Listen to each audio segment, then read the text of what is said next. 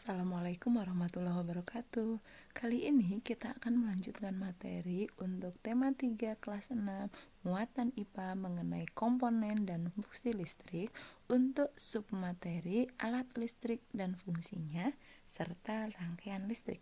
Baiklah, kita mulai untuk pembahasannya. Perhatikan apa saja alat listrik yang digunakan dalam suatu rangkaian. Kita akan ambil contoh adalah rangkaian pada senter. Ada lampu, baterai, kabel, dan juga saklar. Itu tadi komponennya. Apa fungsinya? Kita akan lihat satu persatu. Yang pertama, baterai. Ada berbagai merek di luar sana. Yang jelas semuanya adalah elemen kering. Baterai berfungsi sebagai sumber energi listrik yang mengubah energi kimia menjadi energi listrik. Yang kedua adalah lampu.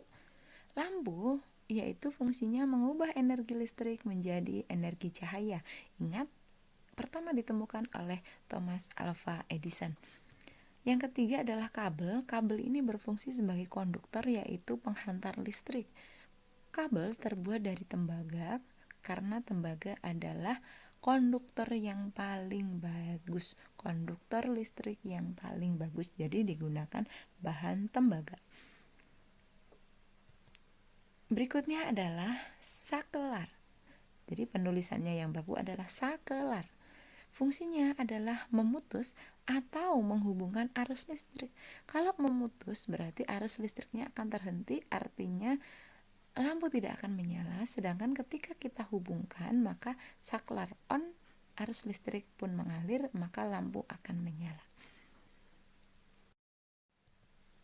Berikutnya adalah alat listrik yang digunakan di rumah tangga selain yang tadi kita sebutkan pada rangkaian senter ya. Oke, yang pertama adalah sekring. Sekring ini adalah alat untuk mencegah kebakaran saat korsleting. Apa itu korsleting? Korsleting adalah bersinggungannya muatan positif dan muatan negatif sehingga menimbulkan percikan api. Manakala berdekatan dengan bahan yang mudah terbakar, maka percikan api ini bisa menyebabkan kebakaran. Hal itulah yang sering menyebabkan terjadinya kebakaran di daerah Jakarta. Berikutnya ini adalah stop kontak. Stop kontak nanti jodohnya adalah steker. Keduanya sama, penghubung antara sumber listrik dan alat listrik atau alat elektronik, sehingga keduanya ini berfungsi juga untuk memutus serta menghubungkan arus listrik. Jadi bisa membedakan ya, stop kontak itu yang lubangannya, kalau steker colokannya. Oke, bagaimana listrik itu bisa mengalir dalam suatu rangkaian? Kita ingat bahwa arus listrik itu merupakan aliran muatan listrik pada suatu konduktor dari satu titik ke titik yang lain, yaitu dari titik yang berpotensial tinggi ke titik yang potensialnya rendah. Arus listrik hanya mengalir pada rangkaian tertutup, sehingga hanya rangkaian tertutuplah yang mampu untuk menyalakan lampu. Berikut ini adalah alat ukur listrik dan satuannya. Yang pertama adalah arus listrik. Arus listrik diukur dengan ampere meter, sedangkan satuannya adalah ampere. Jadi untuk menghafalkannya, kalau alat ukur menggunakan meter, kalau satuan tanpa meter. Tegangan voltmeter, satuannya volt. Untuk mengingatnya gampang. Ampere A berarti arus, volt terakhir T berarti tegangan. Hambatan, alat ukurnya adalah ohmmeter, satuannya ohm, ada H-nya berarti hambatan.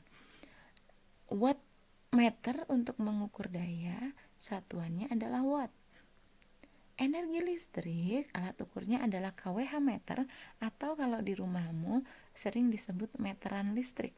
Satuannya adalah kWh, kilowatt hour, pemakaian dalam setiap jam. Ada satu alat namanya avometer atau multimeter yang digunakan untuk mengukur tegangan, arus listrik, dan hambatan dalam satu alat. Jadi satu alat itu bisa mengukur 3 jenis, yaitu arus, tegangan, dan hambatan. Oke, Berikutnya adalah rangkaian listrik. Rangkaian listrik ada dua, yaitu rangkaian tertutup dan rangkaian terbuka. Yang pertama adalah rangkaian terbuka. Rangkaian terbuka ini artinya saklarnya off, sehingga tidak ada arus listrik yang mengalir, maka lampunya akan padam.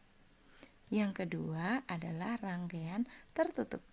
Bisa dilihat dari gambar juga, ketika menggambarkan rangkaian tertutup, maka lampunya menyala dan saklarnya on atau terhubung, sehingga ada arus listrik yang mengalir, maka lampunya akan menyala. Itu tadi pembahasannya mengenai komponen dan fungsi alat listrik serta rangkaian tertutup dan rangkaian terbuka. Terima kasih, semoga mudah dipahami. Sampai jumpa.